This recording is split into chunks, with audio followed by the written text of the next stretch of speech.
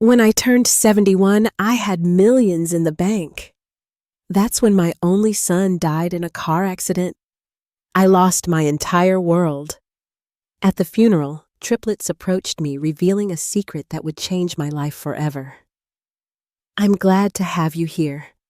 Follow my story until the end, and comment the city you're watching from, so I can see how far my story has reached.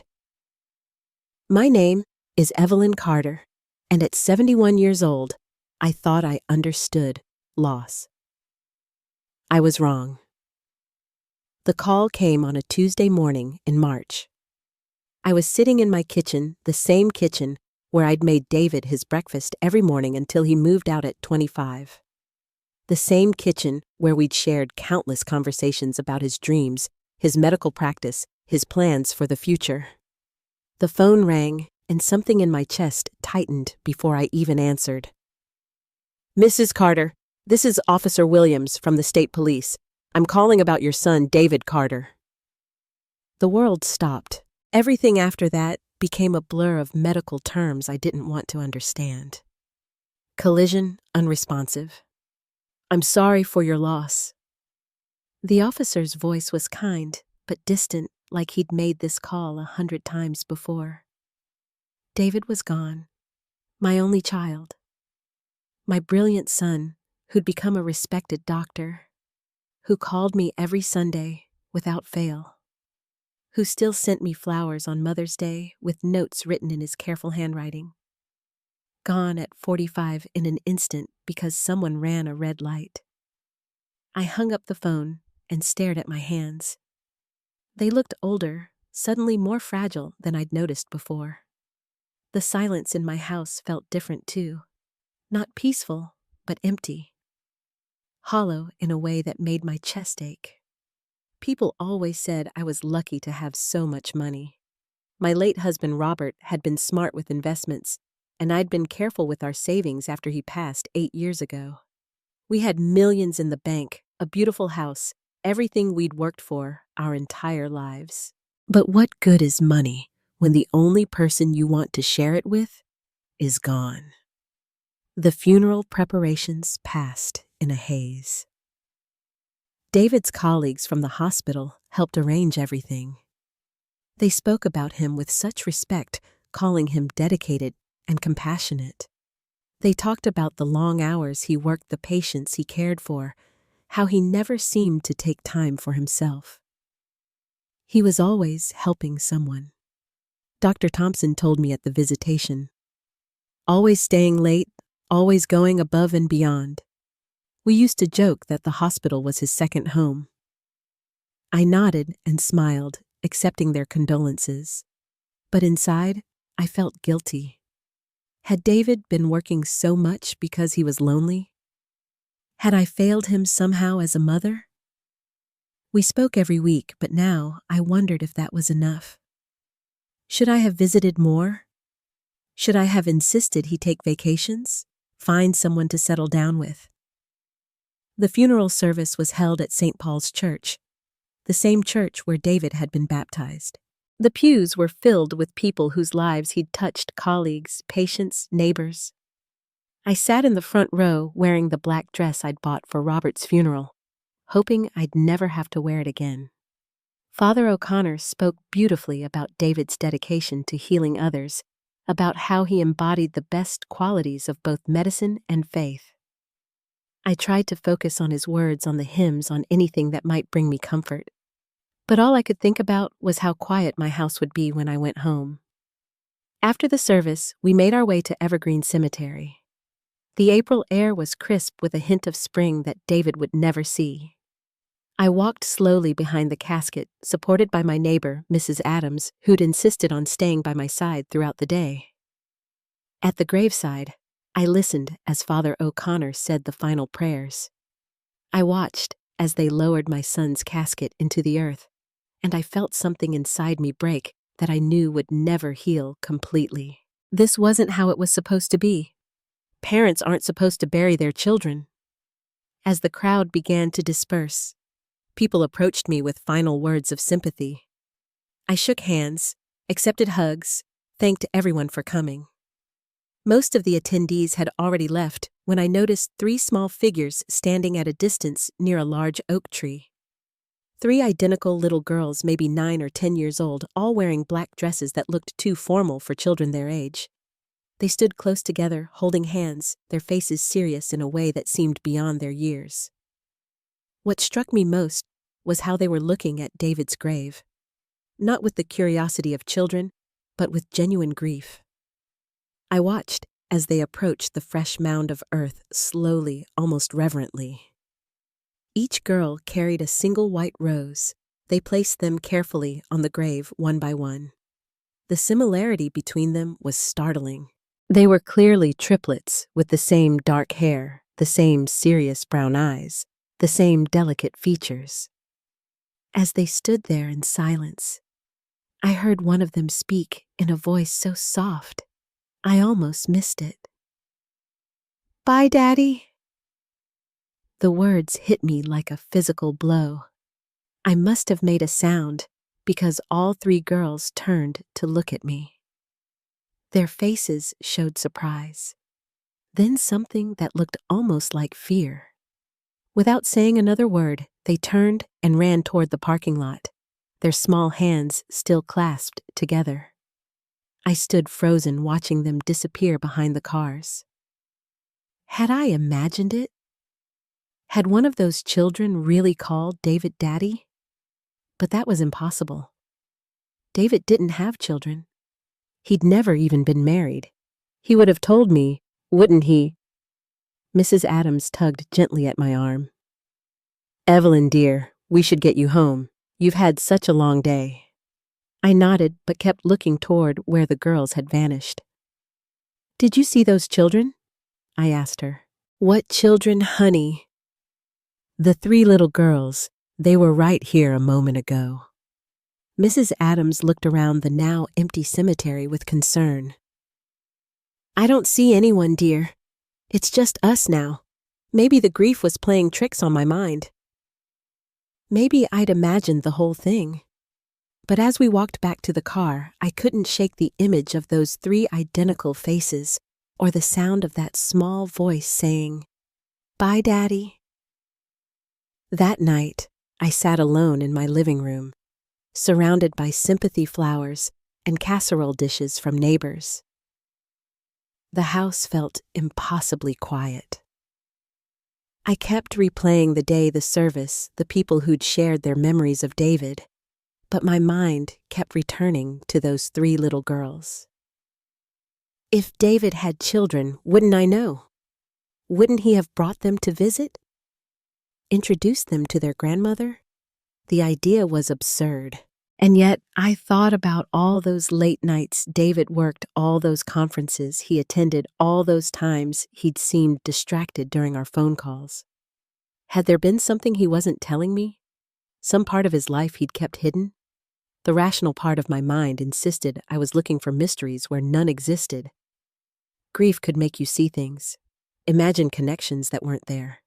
Those children probably weren't even at the funeral for David. Maybe they were visiting another grave nearby. But even as I tried to convince myself, I couldn't forget the way they'd looked at his grave. The careful way they'd placed those flowers, and that voice so small and sad, saying goodbye to someone they clearly loved. As I turned off the lights and headed upstairs to bed, I made a decision. Tomorrow, I would go back to the cemetery. I needed to understand what I'd seen, even if it meant discovering that my grief had made me imagine things that weren't real. Because if those children were somehow connected to David, if my son had secrets I never knew about, then maybe, just maybe, I wasn't as alone in this world as I thought. I didn't sleep that night. Every time I closed my eyes, I saw those 3 little faces, heard that whispered, "Bye, Daddy."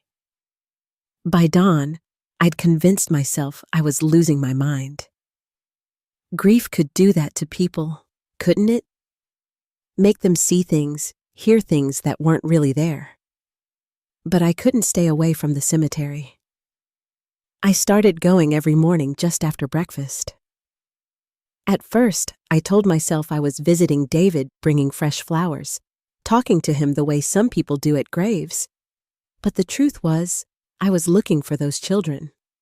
For a week, I saw nothing but groundskeepers and the occasional elderly visitor. I began to think I really had imagined the whole thing. Maybe Mrs. Adams was right. Maybe the stress and sorrow had played tricks on my mind. Then on the following Wednesday, I saw them again. It was around 10 the Huzri in the morning, and I was kneeling beside David's grave, arranging the pink tulips I'd brought. Pink had always been his favorite color. As I stood up brushing dirt from my knees, I caught a glimpse of movement near the same oak tree where I'd first spotted them. 3 small figures in school uniforms, navy blue skirts, white shirts, matching cardigans. They were walking slowly toward David's grave, just like before, each carrying a single flower. This time, I could see them more clearly in the morning light. They were definitely identical triplets around 9 years old, with dark brown hair pulled back in neat ponytails. Their faces were serious, almost solemn. As they approached the grave, they moved with a careful dignity that seemed unusual for children their age. I stayed very still, afraid that any movement might frighten them away again. I watched as they placed their flowers-red carnations this time on the fresh earth. Each girl stood quietly for a moment, as if saying a private prayer. Then the girl in the middle spoke, her voice barely above a whisper. "We miss you, Daddy. Aunt Linda says, you're in heaven now." My heart stopped. There it was again. Daddy, this wasn't my imagination. I must have shifted or made some small sound because all 3 girls suddenly looked up and saw me. Their eyes widened with surprise, and for a moment we all froze, staring at each other across the grave of my son. The girl who had spoken took a small step forward. She had the most serious expression of the 3, and something in her posture suggested she was the leader. Are you Daddy's mommy?" she asked hesitantly. I couldn't speak. I just knotted my throat too tight for words. The 3 girls exchanged glances, some silent communication passing between them. Then the same girl spoke again. "I'm Lily." She said, her voice polite but cautious. "These are my sisters, Emma and Grace. We were Daddy's daughters, Emma and Grace." The names hit me like a revelation. I looked more closely at each girl, trying to see David in their faces. Now that I was looking for it, I could see the resemblance, the shape of their eyes, the way they tilted their heads when they were thinking. Just like David used to do. "How old are you?" I managed to ask. 9. Lily answered for all 3. "We'll be 10 in September." 9 years old. David would have been 36 when they were born. I tried to think back to that time to remember if there had been any signs, any changes in his behavior, but everything seemed so normal in my memory. Where do you live?" I asked gently. The girls exchanged another look, this one more worried. "With Aunt Linda," Lily said finally. "She takes care of us now." "And where is Aunt Linda today?" "She's at work. She cleans offices downtown. We're supposed to be at school, but—" Emma's voice trailed off. "But we wanted to visit Daddy," Grace finished quietly. She was the first time I'd heard her speak, and her voice was softer than her sister's, almost musical. I looked at these 3 beautiful children, my son's daughters apparently, and felt a mixture of emotions I couldn't even name. Grace, confusion, anger that I'd never known about them, heartbreak that David was gone before I could meet them properly. "Does Aunt Linda know you're here?" I asked. Lily shook her head. "She said we shouldn't come anymore. She said it was too sad. But we had to say goodbye." Emma added, "We didn't get to before he went to heaven." I knelt down so I could be at their eye level. "What do you mean you didn't get to say goodbye? Daddy was supposed to come see us that weekend." Grace explained, her eyes filling with tears. "But then Aunt Linda got a phone call. and she started crying and told us Daddy had an accident. The weekend of the accident, David had canceled our usual Sunday dinner that week, saying he had something important to do, something that couldn't wait. "Did you see your daddy often?" I asked carefully. "Every other weekend," Lily said. "And sometimes he would take us to the park after school. He taught us how to ride bikes and how to make pancakes. He read us stories too," Emma added. "Really good ones about princesses and dragons." "And he always brought us presents," Grace said with a small smile. "Nothing fancy, just little things, coloring books and hair ribbons, and once a puzzle with 100 pieces." I felt tears starting to form. These children clearly loved David, and he had been a part of their lives in ways I'd never known about. How had he managed to keep this secret for 9 years? "Why didn't he ever bring you to meet me?" I asked, though I wasn't sure I wanted to hear the answer. The girls looked at each other uncertainly. He said, Lily began slowly. "He said, you were still very sad about Grandpa Robert dying, and he didn't want to make you sadder." That didn't make sense. Robert had died 8 years ago, and while I'd grieved, I'd never been the type to shut myself away from life. David knew that. "Did he say anything else about me?" I pressed gently. "He said you were the best mommy in the world," Emma said earnestly, "and that someday, when the time was right, we would meet you, and you would love us too." The tears came, then impossible to stop. My son had children, 3 beautiful daughters, and he'd kept them from me for reasons I couldn't understand. And now he was gone. And these little girls were as lost as I was. "I would have loved you," I whispered. "I would have loved you so much." Lily stepped closer and, to my surprise, reached out to pat my hand awkwardly. "It's okay," she said in that serious way of hers. "Daddy said, sometimes grown-ups have to make hard choices to protect the people they love." Before I could ask what she meant by that, I heard a woman's voice calling from across the cemetery. "Lily, Emma Grace, what are you doing here?" A woman in her 50s was hurrying toward us, her face a mixture of panic and anger. She was thin with graying hair pulled back in a practical bun, wearing the kind of sturdy clothes that suggested a life of hard work. The 3 girls immediately moved closer together, a defensive gesture that broke my heart. "I'm sorry, Aunt Linda," Lily said quickly. "We just wanted to visit Daddy one more time." The woman, Aunt Linda, apparently reached us and immediately began checking the girls over, as if she expected to find them injured. "You can't just leave school like that," she scolded. "What if something had happened to you? What if you'd gotten lost?" Then she seemed to notice me for the first time. Her expression became wary, almost fearful. "Who are you?" she asked bluntly. I stood up slowly, wiping my eyes. "I'm Evelyn Carter, David's mother." The color drained from Linda's face. She looked from me to the girls and back again, and I could see her mind working, trying to figure out how much I knew. "Come on, girls," she said, quickly reaching for Lily's hand. "We need to get you back to school." "Wait," I said, stepping forward. "Please, I just found out about them. I need to understand." "No," Linda said firmly, pulling the girls closer to her. "I'm sorry for your loss, Mrs. Carter. I truly am. David was a good man, but these children have been through enough." "I'm their grandmother," I said, my voice stronger than I felt. "Surely I have a right." "You have no rights here," Linda interrupted, her voice sharp with protectiveness. "David made his choices for good reasons. Don't make this harder than it already is."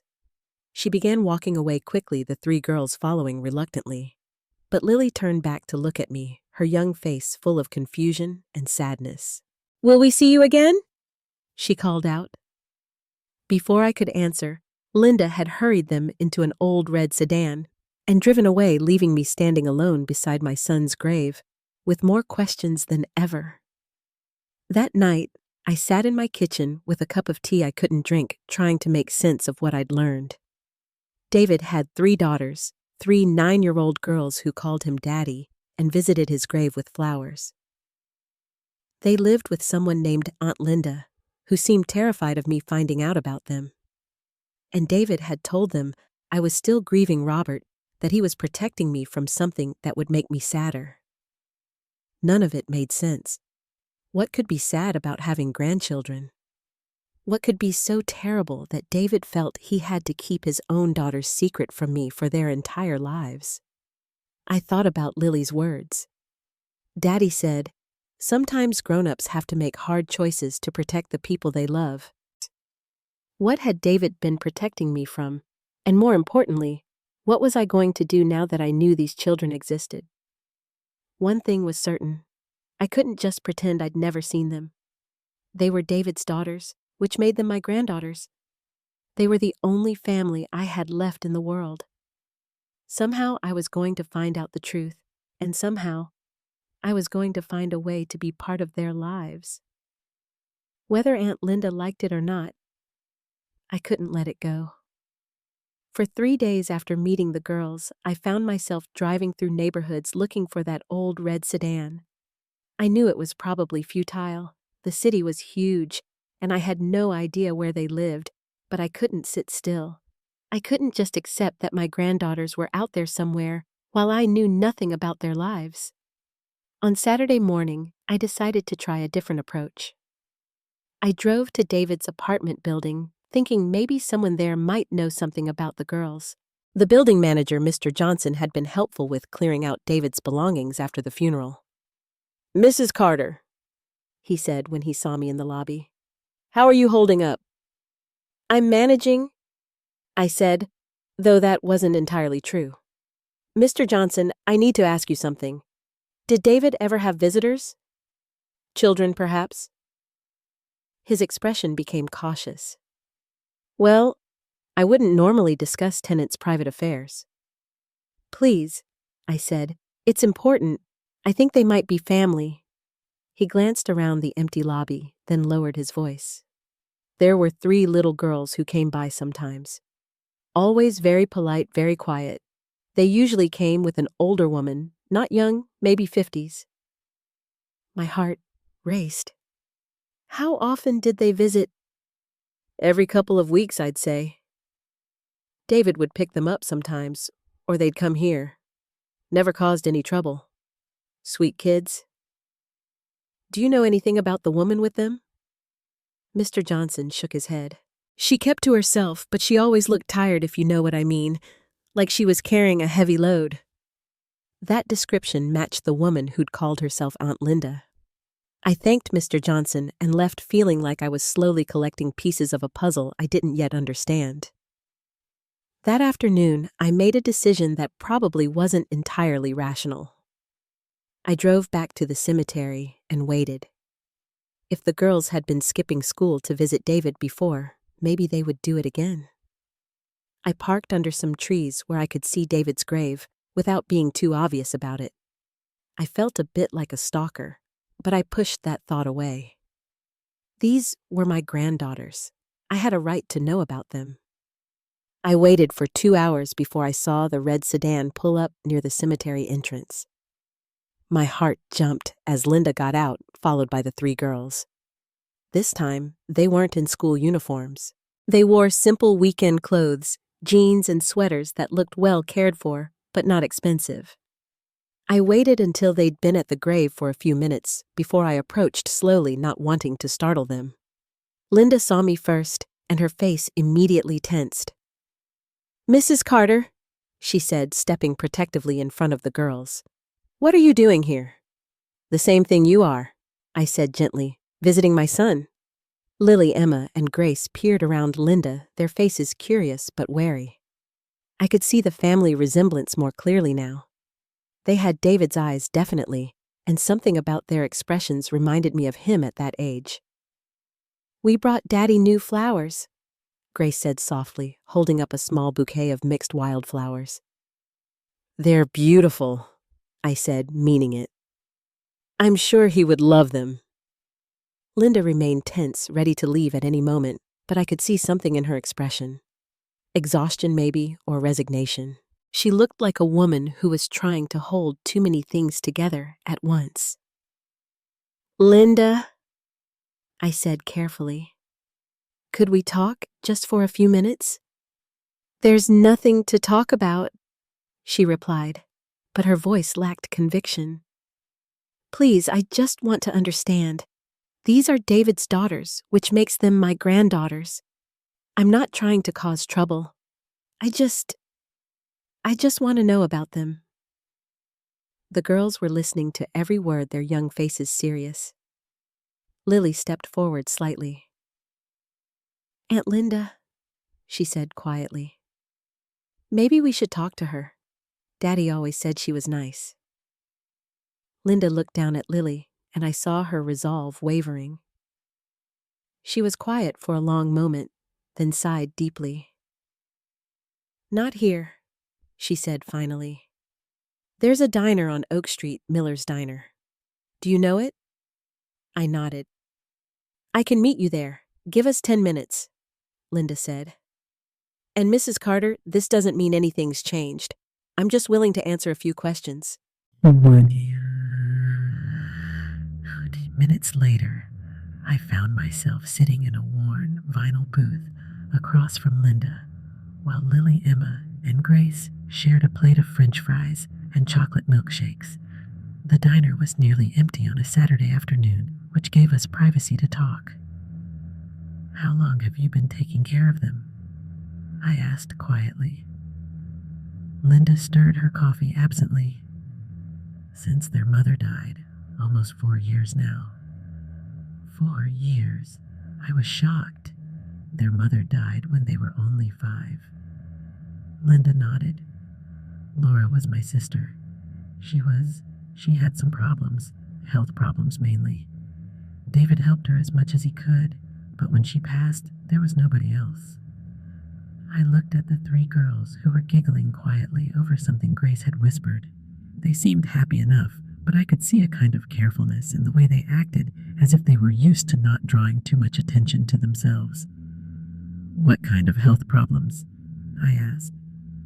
Linda's expression became guarded again. "That's not really." "Look, Mrs. Carter, I understand you want to know about them, but some things are private." "I'm their grandmother," I said, trying to keep my voice calm. "If there are health issues I should know about, you're not their grandmother," Linda interrupted sharply. "Not legally, not in any way that matters. David never married Laura. He helped support them." "Yes, and he loved those girls more than anything. But you have no legal claim to them." The words stung, but I could see the fear behind Linda's harsh tone. She was protecting the girls the only way she knew how. "I'm not trying to take them away from you," I said softly. "I can see that you love them. But Linda, I'm 71 years old. David was my only child. These girls are the only family I have left." Linda looked at me for a long moment, and I saw something shift in her expression. Maybe she recognized the loneliness in my voice. Or maybe she was just tired of carrying all the responsibility alone. "Laura had a genetic condition," she said finally, her voice barely above a whisper. "Something that affects the muscles makes them weak over time. It's rare, and it's hereditary." My stomach dropped. I looked at the 3 girls, studying their faces, their movements. They seemed healthy enough, but I realized I didn't know what to look for. "Do the girls have it too?" I asked. Linda's eyes filled with tears. "2 of them do. Emma and Grace. Lily seems to be clear, but we won't know for sure until they're older." I felt like the air had been sucked out of the room. My granddaughters, 2 of them, had inherited a genetic condition that would make their muscles weak over time. "How bad is it?" I whispered. "It's manageable with the right care, physical therapy, medications, monitoring, but it's expensive. Really expensive." David was helping with the medical costs, but now she didn't need to finish. Now David was gone, and she was trying to manage everything on her own. I looked at Emma and Grace again, seeing them with new eyes. They did seem a bit more careful in their movements than Lily, and now that I was looking for it, I could see that they tired more easily. Grace was leaning against the booth as if sitting upright was effortful. "Is that why David kept them secret from me?" I asked. "Because of their condition." Linda nodded slowly. "He said you'd already been through enough sadness in your life. He didn't want you to have to worry about sick grandchildren on top of everything else." He thought it would be too much for you. I felt a flash of anger at my son, even in death. Too much for me. Did he really think I was so fragile that I couldn't handle loving children who needed extra care? But then I looked at Linda's exhausted face, at the careful way the girls moved, at the weight of responsibility that was clearly crushing this woman who was trying so hard to do right by them. And I began to understand. David hadn't been protecting me from sadness. He'd been protecting me from heartbreak, and maybe protecting the girls from having to deal with another adult who might not be able to handle their condition. "What kind of care do they need?" I asked. Linda looked surprised by the question.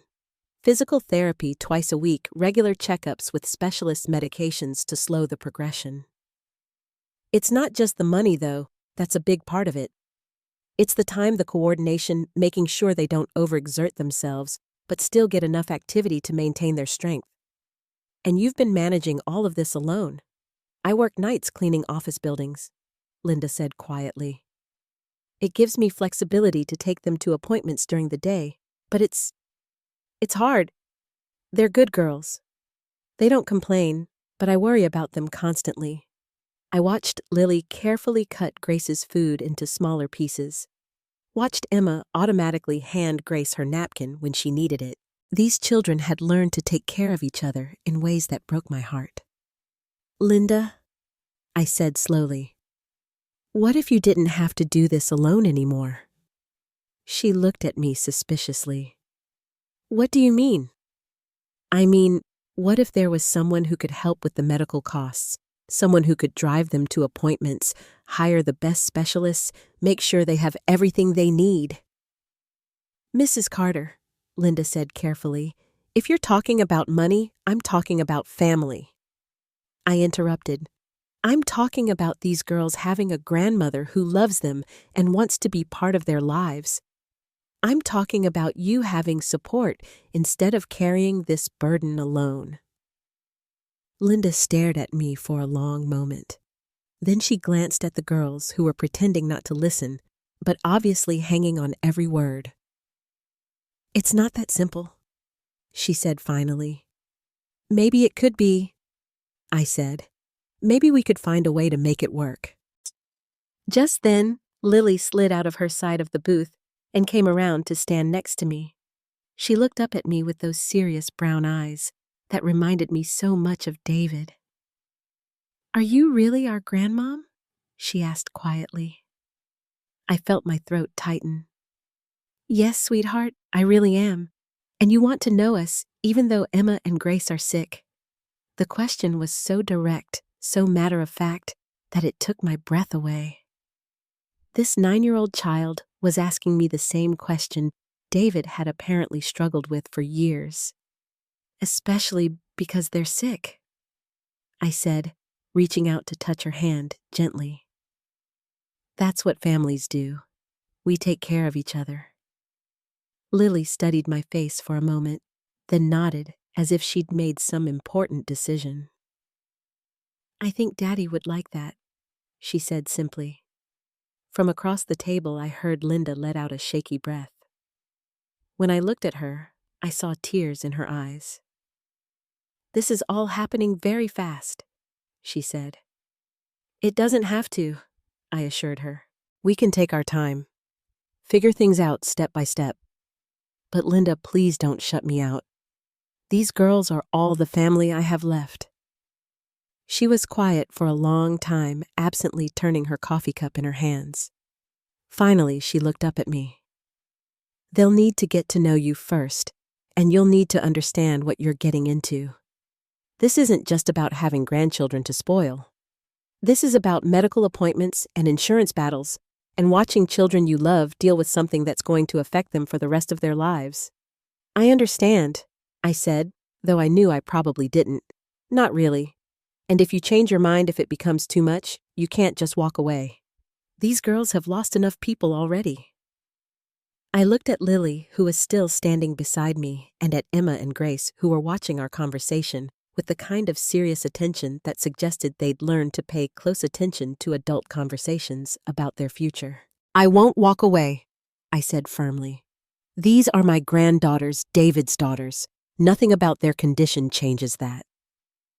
Linda nodded slowly, as if she was making a decision that scared her. Okay, she said finally. We can try, but we do this my way at my pace, and the girls' needs come first. Always. Always. I agreed. For the first time since David's death, I felt something that might have been hope stirring in my chest. I had granddaughters, 3 beautiful, brave little girls who needed love and care, and someone to fight for them. And maybe, just maybe, they needed me as much as I needed them. The first visit was scheduled for the following Saturday. Linda insisted it be at their house on their territory, which I understood completely. I was nervous as I drove through the modest neighborhood checking house numbers until I found theirs, a small, well-maintained bungalow with a tiny front garden full of spring flowers. Linda answered the door before I could even knock. She looked as nervous as I felt, but she stepped aside to let me in. "Girls," she called. "Mrs. Carter is here." The house was small but spotlessly clean, filled with the kind of furniture that was clearly second-hand, but cared for. Children's artwork covered the refrigerator, and I could see school backpacks lined up neatly by the front door. It felt like a real home, lived in and loved. Lily appeared first, as I was beginning to understand she usually did. She was followed by Emma and Grace, who hung back slightly, suddenly shy. "Hello," I said, feeling awkward. What was the protocol for meeting granddaughters you never knew existed? "Hi, Grandma Carter," Lily said, and the title made my heart skip. We'd agreed on it during our phone conversation earlier that week. The girls had suggested it themselves. "We made cookies," Grace announced, stepping forward with a plate. "Chocolate chip Aunt Linda helped." "They're beautiful," I said, accepting one. They were slightly lopsided and probably had too many chocolate chips, but they tasted wonderful. Linda gestured toward the living room. "Would you like to sit down? The girls wanted to show you some things." We settled on the couch, and I found myself with Lily on one side and Emma on the other, while Grace curled up in the armchair across from us. Linda remained standing, watching carefully. "We made you a book," Emma said, pulling out a construction paper creation held together with yarn. "It's about our family." I opened it carefully. The first page had a drawing of a man labeled Daddy in crayon letters. He was tall and stick-thin with brown hair and a huge smile. The next page showed 3 little girls holding hands with their names written above each figure. "This is us when we were 7, Lily explained, pointing to the drawing. "That's when we all learned to ride bikes. Daddy taught us in the park." As we turned the pages, I saw their life unfold in crayon and marker drawings. There was Mommy, a woman with long, dark hair, who appeared in the early pages but disappeared after a certain point. There was Aunt Linda in her work clothes, always with arms stretched wide as if hugging someone. And there was David present in almost every picture, teaching them to cook, reading them stories, pushing them on swings. "Daddy said you lived far away," Grace said, as I studied a drawing of David and the 3 girls around a birthday cake. "But that someday we might meet you." "I didn't live far away," I said gently. "I just didn't know about you, but I wish I had. I would have loved to be part of all these wonderful times." Emma leaned against my arm as we continued through the book. She was smaller than her sisters, I noticed, and seemed to tire more easily. Even sitting still, she rested against me as if being upright took effort. "Are you really rich?" Lily asked suddenly, with the directness that only children possess. "Lily," Linda scolded. "But I held up a hand." "It's okay. Yes, I suppose I am. Your grandfather and I were very careful with money, and when he died, he left me well provided for. Daddy said rich people sometimes don't like poor people, Grace said matter-of-factly. But he said you weren't like that. Your daddy was right. I said, though I wondered what experiences had led David to have that conversation with them. Having money doesn't make someone better or worse than anyone else. It just means they have different responsibilities. What kind of responsibilities? Emma asked sleepily. I thought about how to explain it to a 9-year-old. Well, if you have more than you need, I think you should help people who don't have enough, like how you three take care of each other. Lily nodded seriously. That makes sense. We spent the next hour looking through photo albums that Linda brought out. There were pictures of the girls at various ages, always together, often with David. I saw him teaching them to garden, taking them to zoos and museums, helping with homework at the kitchen table. What struck me most was how happy he looked in these pictures. There was a lightness in his face that I realized had been missing during our visits in recent years. Not that he'd seemed unhappy when he was with me, but there was something different in these photos, a complete, unguarded joy. He loved you all very much, I said, studying a picture of David with all 3 girls piled on top of him, everyone laughing. He said he loved us as much as all the stars in the sky, Grace said, and that even when we couldn't see him, he was always thinking about us. I felt tears threatening and blinked them back. This wasn't the time for my sadness. As the afternoon wore on, I noticed things that confirmed what Linda had told me about Emma and Grace's condition. They tired more easily than Lily, and their movements were slightly less coordinated.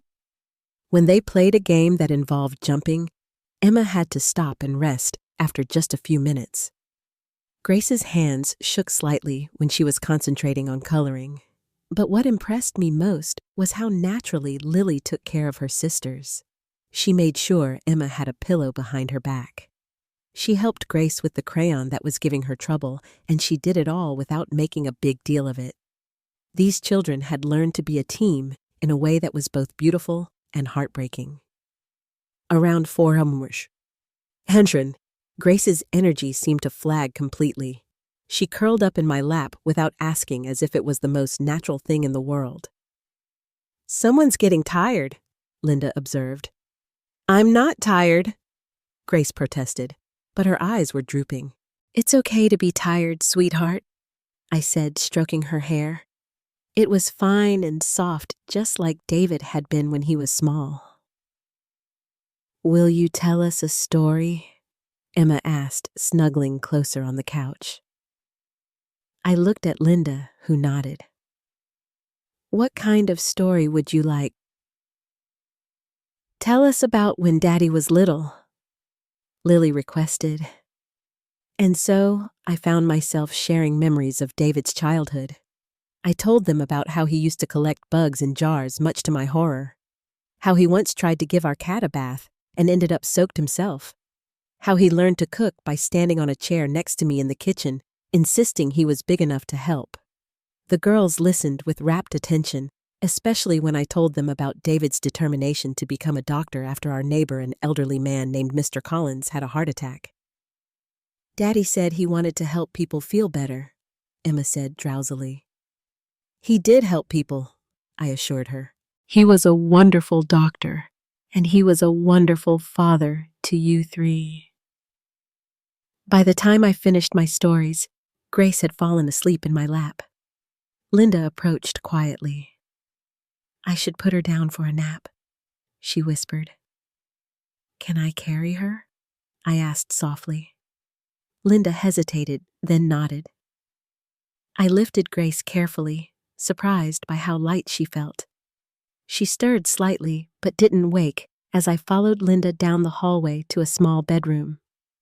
The room had 2 sets of bunk beds and was decorated with drawings and crafts the girls had made. Everything was neat and organized, but clearly well used. I laid Grace gently on one of the lower bunks, and Linda covered her with a soft blue blanket. "She naps most afternoons," Linda whispered as we left the room. "The condition makes her tire easily." When we returned to the living room, Lily and Emma were looking through more photo albums. "Can we show her the videos?" Lily asked Linda. "Videos?" I asked. Linda looked uncertain. David used to record videos for them, messages for when he couldn't visit. "I'm not sure," Emma said. "I want Grandma Carter to see them." Linda sighed and retrieved a tablet from a drawer. She scrolled through files before selecting one. David's face appeared on the screen and my breath caught. He was sitting in what looked like his apartment, smiling at the camera. "Hi, my beautiful girls," his recorded voice said. "I'm sorry I can't be with you today, but I wanted to tell you a story." For the next 10 minutes, I watched my son tell an elaborate fairy tale about 3 princess sisters who had to work together to save their kingdom. He used different voices for the characters and made silly faces that had Lily and Emma giggling, even though they'd clearly seen this video many times before. At the end of the story, David's expression became more serious. "Remember," he said, looking directly into the camera, "you 3 are the most important things in my whole world. I love you more than all the stars in the sky, and nothing will ever change that. Be good for Aunt Linda. Take care of each other, and remember that Daddy is always thinking about you." The video ended, and we sat in silence for a moment. I was crying, and I didn't care who saw. "He made lots of videos," Emma said quietly. "For when we missed him too much, he was a good daddy," Lily added, leaning against my shoulder. "Yes," I managed to say, "he was." Linda sat down across from us, and for the first time since I'd met her, she looked less guarded. "This is hard for me," she admitted. "I've been their whole world for 4 years. The idea of sharing them, it scares me." "I don't want to take them away from you," I said. "Honestly, I can see how much you love them and how much they love you, but Linda, wouldn't it be easier if you had help?" She was quiet for a long moment. Their next round of medical appointments was coming up. Emma needs to see the neurologist, and Grace's physical therapy evaluation is due. The insurance company is fighting some of the coverage. "What if I handled that?" I offered. "What if we got them the best doctors, the best care, without worrying about insurance companies or costs? I can't let you just pay for everything."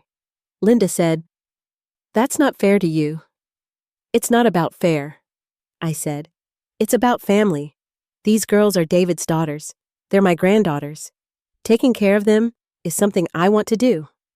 Lily had been listening to our conversation with the serious attention she seemed to give everything. "Linda, maybe it would be good to have help. You've been really tired lately," Lily added. Linda looked at Lily with surprise, and I realized these children were much more aware of the adults' struggles than we probably wanted them to be. "We don't want you to be sad and tired all the time," Emma added.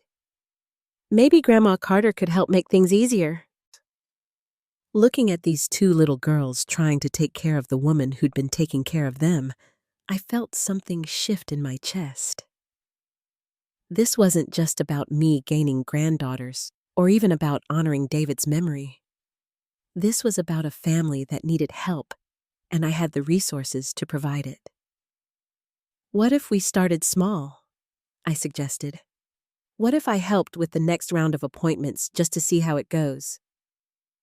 Linda looked at Lily and Emma, who both nodded encouragingly. Then she looked at me with an expression that was part fear, part hesitation. "Okay," she said finally. "We can try that." As I prepared to leave that afternoon, Grace woke up from her nap and insisted on walking me to the door. All 3 girls hugged me goodbye, and Lily slipped a small piece of paper into my hand. "It's my phone number," she whispered, "in case you want to call us." I looked at the carefully written numbers in a 10-year-old's handwriting and felt my heart swell. "I would love to call you," I whispered back. As I drove home, I thought about everything I'd learned that day. These children were remarkable, not just in spite of their challenges, but because of how they'd learned to face them together. They were David's daughters in every way that mattered, and they'd been shaped by his love, even though he could only be part of their lives in secret. But what struck me most was how naturally we'd all fallen into being together. It hadn't felt awkward or forced. It had felt like family. That night, I called the number Lily had given me. Linda answered, and when I asked to speak to the girls, she handed the phone over without hesitation. "Grandma Carter?" Grace's voice came through the speaker full of excitement. "Did you get home?" "Okay, I did, sweetheart. Thank you for a wonderful afternoon. Will you come see us again?" Emma asked. "As often as you'll have me," I promised, and I meant it. Whatever challenges lay ahead, whatever medical appointments and insurance battles and difficult days awaited us, I was committed to being part of these girls' lives. They were my family, and family took care of each other. It was exactly what David would have wanted, even if he'd been too afraid to make it happen himself. 3 weeks into our new routine, I thought I was beginning to understand the reality of Emma and Grace's condition. I'd accompanied them to physical therapy appointments, watched them take their medications, and learned to recognize when they needed to rest. I'd even started researching their specific type of muscular dystrophy, trying to educate myself about what we were dealing with. But I wasn't prepared for what Dr. Collins told us during what I thought would be a routine checkup. "I need to discuss some test results," she said, settling behind her desk while Linda, the girls, and I sat in the cramped examination room. Emma and Grace were coloring quietly in chairs beside us, while Lily sat protectively between her sisters. "The genetic testing we did last month has given us some important information." Dr. Collins continued, her voice carefully measured. "As we suspected, Emma and Grace do carry the genetic markers for the muscular condition, but there's something else." Linda leaned forward, her face tense. "What kind of something else?" "The progression appears to be more aggressive than we initially thought. Without intervention, both girls may experience significant mobility issues within the next few years." The room seemed to go quiet except for the soft scratching of crayons on paper. I felt like I couldn't breathe properly. "What kind of intervention?" I managed to ask. "There's an experimental treatment program at Johns Hopkins Hospital." Dr. Collins explained, "It's showing promising results for children with this specific genetic variant, but it's intensive. The girls would need to be there for several months, possibly longer." "Months?" Linda's voice was barely a whisper. "I can't. I don't have the resources for that kind of—" "The program covers most medical costs," Dr. Collins interrupted gently. "But there would be living expenses, lost wages, the logistics of relocating temporarily." I looked at Emma and Grace, still focused on their coloring books, blissfully unaware that their futures were being discussed. Lily, however, had stopped coloring and was listening intently. "What happens if they don't get this treatment?" I asked, though I was afraid of the answer.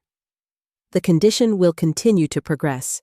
They'll likely need wheelchairs within 5 years, possibly sooner their life expectancy." Dr. Collins hesitated. "It would be significantly shortened." Linda made a small, broken sound. I reached over and took her hand, feeling it tremble in mine. "But with the treatment," I pressed.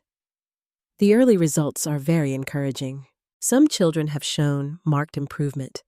Others have had their progression halted entirely. It's not a cure, but it could give them decades of additional mobility and independence." Lily had put down her crayon completely now and was staring at the doctor with those serious brown eyes. "Are you talking about Emma and Grace?" she asked quietly. Dr. Collins looked at Linda, who nodded reluctantly. "We'd agreed early on that the girls should be included in age-appropriate discussions about their health." "Yes, sweetheart. We're talking about a special program that might help them stay stronger for longer." "Would they have to go away?" Lily asked, and I heard the fear in her voice. For a while, yes, but not alone. They would need someone with them. Lily looked at Linda with an expression far too mature for a 10-year-old. Aunt Linda can't leave work for that long. Lily whispered, but Lily continued with the brutal honesty of a child who'd learned to face difficult realities. And we can't afford it anyway. I heard you on the phone with the insurance company last week. Emma looked up from her coloring book, suddenly aware that something serious was happening. Are Lily and I going to get sicker? Grace, Emma corrected automatically. You meant you and Grace, right? Lily said, but I could see tears forming in her eyes. Are Emma and Grace going to get sicker? The room fell silent. Dr. Collins looked at Linda, who was struggling to find words. Finally, I spoke. Not if I have anything to say about it. Everyone turned to look at me. Linda shook her head slightly, a warning not to make promises I couldn't keep. Mrs. Patterson, Dr. Collins said carefully, this is a significant commitment. The program typically lasts 6 to 8 months, sometimes longer. It's not just about financial resources. I understand, I said, looking directly at Linda. But these are my granddaughters. If there's a treatment that could help them, then we're going to do it. Marlene, Linda said quietly, you don't understand what you're saying. Months away from home, constant medical appointments being responsible for them 24 hours a day while they're going through intensive treatment. Then come with us, I said simply. All of us. We'll rent a place near the hospital. I'll hire the best home care nurses, tutors for their schooling, whatever they need. Linda stared at me. I can't let you do that. You're not letting me do anything, I said firmly. I'm choosing to do it. These girls are family. Emma had been listening to our conversation with growing concern. She slipped out of her chair and came to stand beside Linda. Aunt Linda, she said softly, is this because of the money again? Linda's face crumpled slightly. It's not just about money, sweetheart. It's about what's best for you and Grace. What's best for us is being together, Lily said, moving to stand with Emma. All of us together. Grace looked confused by the sudden seriousness, but followed her sisters. Soon, all 3 girls were clustered around Linda's chair. We don't want you to be worried all the time, Joyce said, patting Linda's arm awkwardly.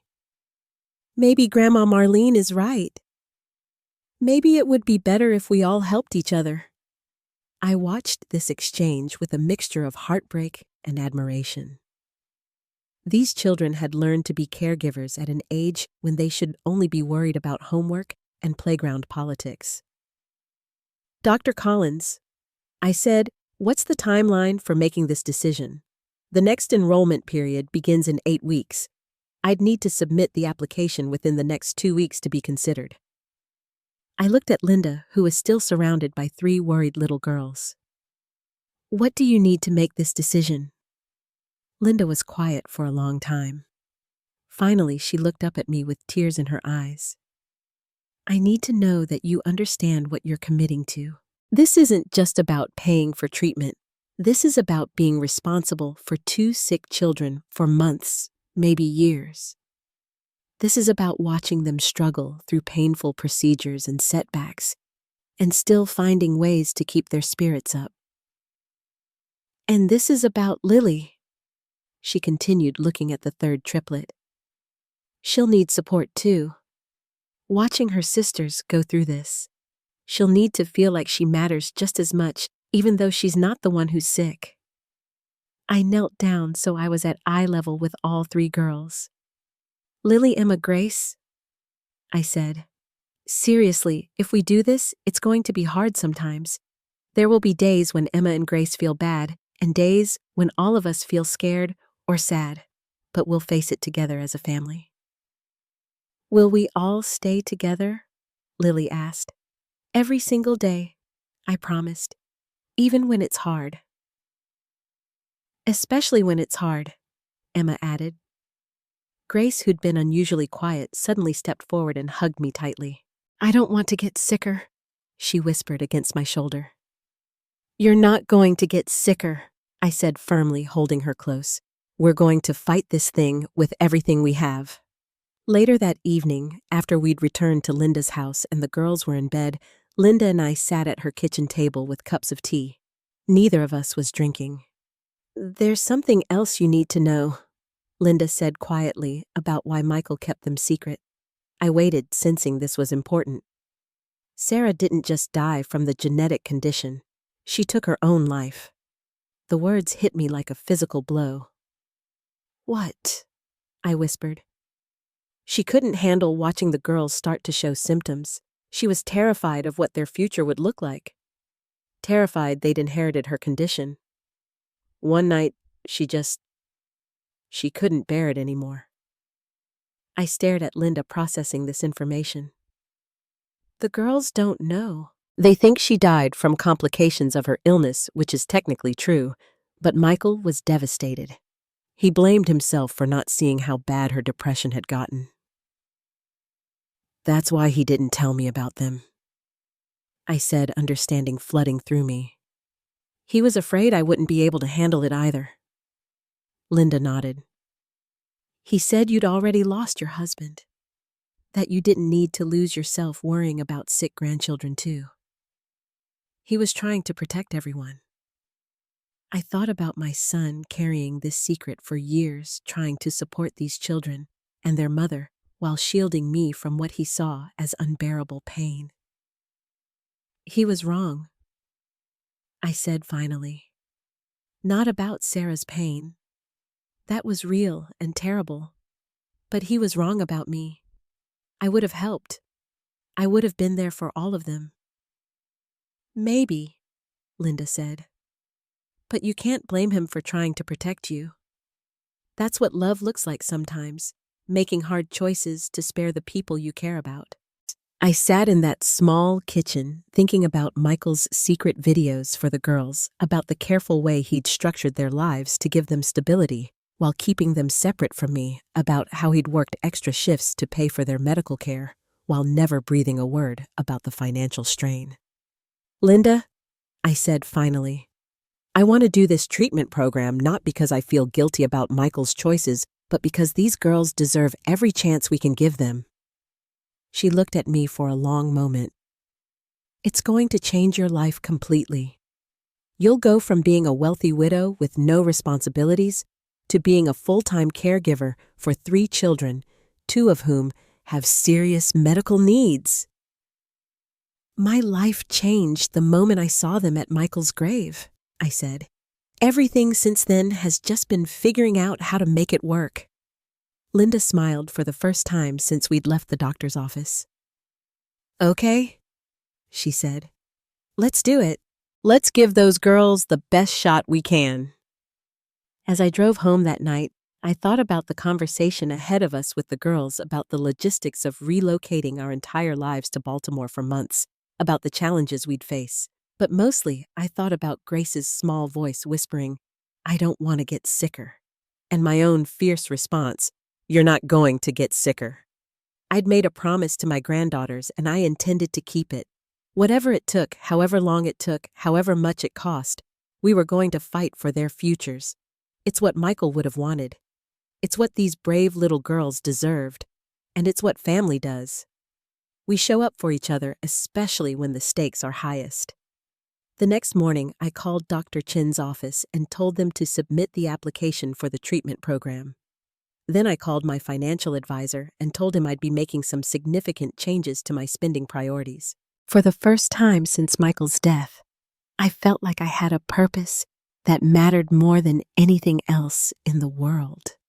18 months later, I stood in the kitchen of our house in Baltimore, watching Lily help Grace with her physical therapy exercises, while Emma practiced piano in the living room.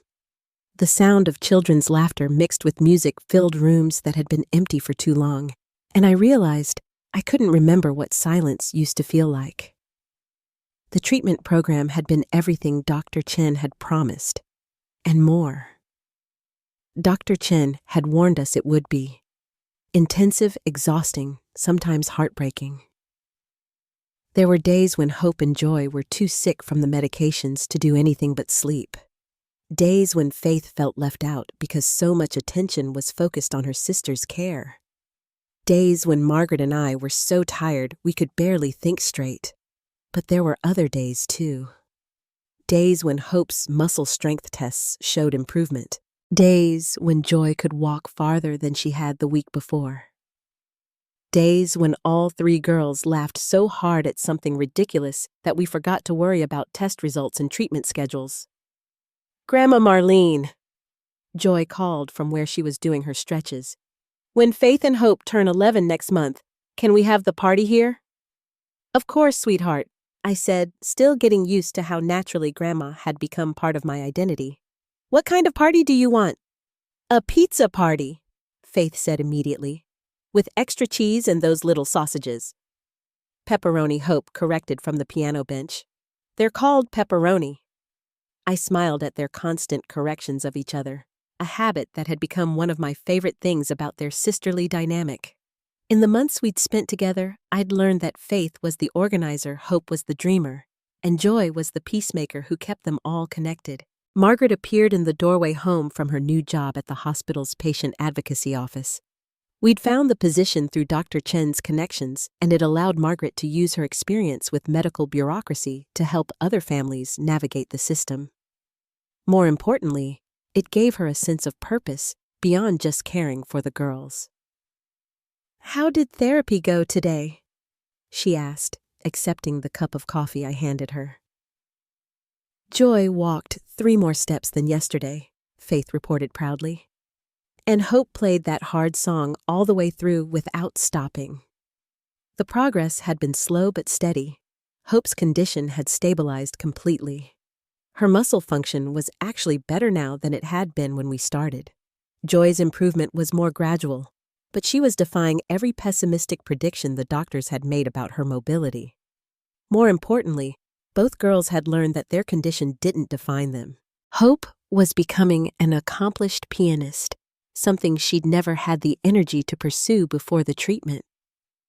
Joy had discovered a talent for storytelling and was already talking about writing books when she grew up. "Speaking of the party," Margaret said, settling into her chair at our kitchen table, "I got a call from Dr. Chen today. She wants to include the girls in a case study about the treatment program." "What does that mean?" Faith asked, immediately alert to any conversation about her sister's medical care. "It means Hope and Joy's progress has been so good that other doctors want to learn from it," I explained, "to help other children who have the same condition." Would we have to do anything different?" Hope asked, pausing her piano practice. "Just some extra tests and interviews," Margaret said. "Nothing painful or scary. They want to document how well you're both doing." The girls exchanged glances, that silent communication they'd perfected over the years. "If it helps other kids," Joy said finally, "we should do it." "Definitely," Hope agreed. "Right, Faith?" Faith nodded seriously. "We know how scary it was when we first found out about the treatment. If we can help other families not be so scared, we should." I watched this exchange with the same mixture of pride and heartbreak I felt almost daily. These children had developed a maturity and compassion that came from facing serious challenges together. But I sometimes wished they could just be carefree 10-year-olds. That evening, after the girls were in bed, Margaret and I sat on the front porch of our Baltimore house, something that had become our routine. The neighborhood was quiet, with the kind of peaceful evening sounds that reminded me why I'd fallen in love with this temporary home. "I got a call from the real estate agent today," Margaret said quietly, "about the house back home. We'd kept Margaret's house rented while we were in Baltimore, but the lease is ending soon. We needed to decide whether we were going back or making this move permanent." "What are you thinking?" I asked. Margaret was quiet for a moment, looking out at the street where some neighborhood kids were playing kickball in the fading light. "The girls are settled here now. They have friends. They know their way around. Hope's piano teacher thinks she's talented enough for the conservatory program. Joy is enrolled in that creative writing class she loves.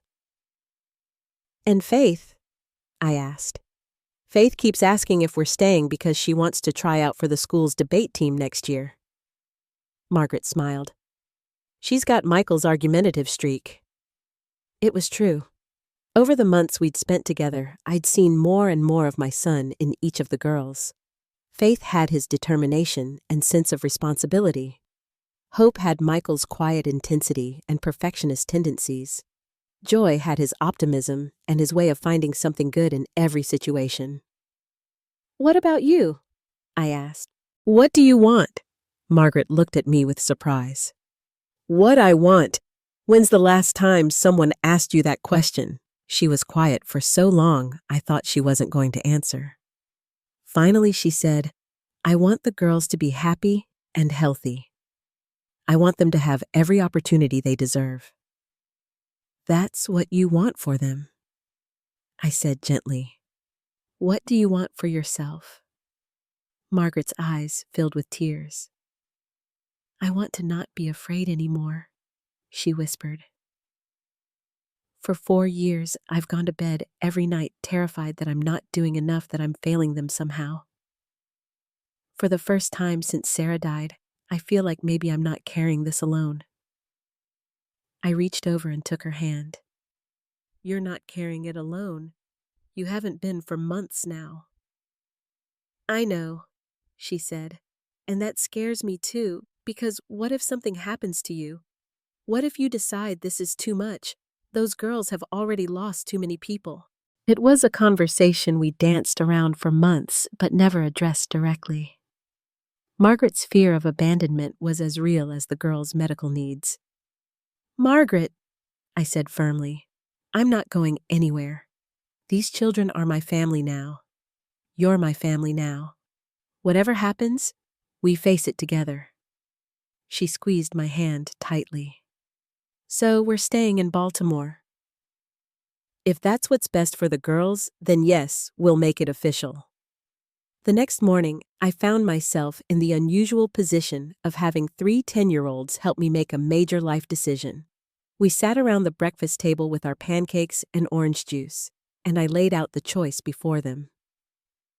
We can stay here in Baltimore permanently, I explained. Or we can move back to Aunt Margaret's house and visit here regularly for your medical checkups. What do you want to do, Grandma Marlene? Faith asked. I want to do whatever makes you 3 happiest and healthiest, I said honestly. But you had a whole life before us, Hope pointed out with that serious way she had of thinking about things. Don't you miss your old house and your friends? The question caught me off guard. Did I miss my old life? The big empty house, the quiet days, with no purpose beyond managing my investments and attending charity luncheons? You know what I miss? I said finally. I miss your daddy. I miss knowing I had family in the world. But I don't miss being alone. Joy had been unusually quiet during breakfast, and I noticed her watching me with those thoughtful eyes that reminded me so much of Michael. Grandma Marlene, she said softly, before you found us, were you lonely? The directness of the question took my breath away. Yes, sweetheart, I was very lonely. And now I looked around the table at these 3 remarkable children who had transformed my life in every possible way. Now I wake up every morning excited to see what you 3 are going to do next. Now I have piano recitals to attend, and therapy sessions to drive to, and homework to help with. Now I have people who need me and people I need, so we make each other less lonely. Faith concluded with satisfaction. Exactly. Then we should definitely stay together, Joy said firmly. Families should stay together. All of us, Hope asked, looking at Margaret. All of us, Margaret confirmed. If Grandma Marlene is sure she wants 3 noisy girls permanently taking over her life. I can't think of anything I'd want more, I said, and meant it completely. Later that afternoon, while the girls were at their various activities, Hope at Piano Joy at her writing class Faith at soccer practice, Margaret and I drove to a real estate office to look at houses for sale in the neighborhood. We'd outgrown our rental, and if we were staying permanently, we needed more space. "Look at this one," Margaret said, pointing to a listing. 5 bedrooms, 2 offices, and a music room. I studied the photos of a large colonial house just a few blocks from where we were currently living. It had a big backyard for the girls to play in, a kitchen large enough for all of us to cook together.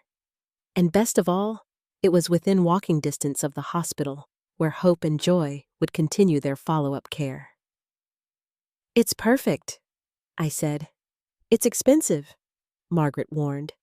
"It's family," I corrected. 6 months later, I stood in that same kitchen, but now it was truly ours. The girls had each decorated their own rooms. Margaret had turned one of the offices into a study space where she was taking night classes to become a certified patient advocate, and I had converted the music room into a library where we read together every evening. The walls were covered with artwork the girls had made. Photos from our Baltimore adventures and report cards that showed all 3 girls thriving in their new schools. Hope's piano was in the corner where she practiced every day with the dedication Michael had shown to his medical studies. Joy's stories were pinned to a bulletin board, each one more creative than the last. Faith's debate team trophies sat on the mantelpiece next to photos of all of us together. But my favorite addition to the house was barely visible, a small framed photo on my nightstand showing Michael with the girls when they were younger. Margaret had found it among Sarah's things and given it to me for Christmas. In it, Michael is reading to all 3 girls who are piled around him like puppies. Everyone is laughing at something, and the joy on my son's face is unmistakable. I understood now why he'd kept them secret. He hadn't been trying to hurt me or exclude me from their lives. He'd been trying to protect everyone he loved from pain he thought might be unbearable. He'd been wrong about what I could handle, but he'd been absolutely right about how much there was to love. That evening, as we sat around our dinner table arguing about whether pineapple belonged on pizza, Faith and I were firmly opposed, Hope and Joy were in favor, and Margaret claimed to be neutral, but always ordered Hawaiian. I felt something I hadn't experienced since Gerald died: complete contentment. These 3 girls had given me more than granddaughters to love. They'd given me purpose, adventure, daily laughter, and the kind of family chaos I'd never known I was missing. Hope and Joy's medical needs had taught me that love wasn't just about the easy moments, it was about showing up for the hard ones too. Faith's fierce protectiveness of her sisters had shown me what real strength looked like. And Margaret had become the daughter I'd never had, someone who understood that family could be chosen as well as inherited. "Grandma Marlene," Joy said, interrupting my thoughts. "You're smiling funny." "What kind of funny?" I asked. "Happy funny," Hope observed. "Like when we surprised you with breakfast in bed on your birthday." "I was just thinking about how much I love our family," I said simply. "Even when we're being loud and arguing about pizza?" Faith asked with a grin. "Especially then," I said. As we cleared the dishes together, I thought about Michael and wished he could see us now. His daughters were thriving, growing into remarkable young women who faced challenges with courage and treated each other with unwavering loyalty. They were getting the medical care they needed and the education they deserved. Most importantly, they were surrounded by people who loved them unconditionally. Maybe he had been trying to protect me from sadness. But what he couldn't have known was that loving these children, even with all the scary medical appointments and uncertain futures, had brought me more joy than I'd thought possible. I'd entered their lives as a grieving mother, with nothing but millions in the bank and loneliness. They'd transformed me into a grandmother with purpose, a family member with responsibilities that mattered, a woman with a future worth looking forward to. 3 little girls had whispered, "Bye, Daddy," at a graveside. And somehow, that had led to all of us saying hello to a new kind of life together. It wasn't the life I'd planned, but it was infinitely better than the one I'd been living. And every single day I was grateful that love had found us when we needed it most. Now I'm curious about you who listened to my story. What would you do if you were in my place? Have you ever been through something similar? Comment below. And meanwhile, I'm leaving on the final screen 2 other stories that are channel favorites, and they will definitely surprise you. Thank you for watching until here.